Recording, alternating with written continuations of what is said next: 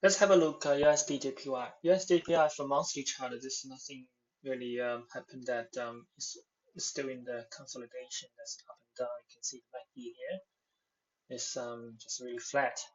And from weekly chart, just still is a really flat thing.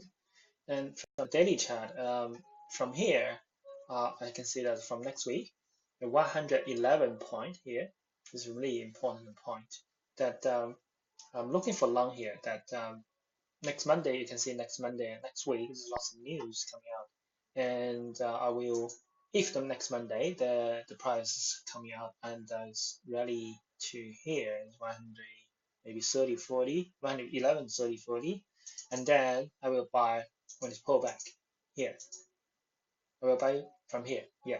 And another plan is that if they coming down first, I think it's will touch 111 first and then come down to 110, 30, and then I probably buy from here around. Yeah. So for me, I still prefer long this pair, and you can see that's from daily chart.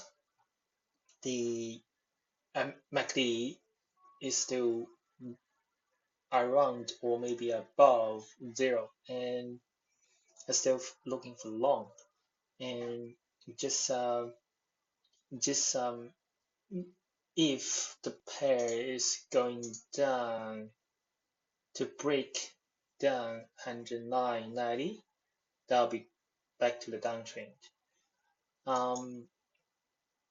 So next Monday, we just be patient and to see the 111 point, how to act, and then we'll probably wait for Monday, one day, and wait for Tuesday, and then to buy.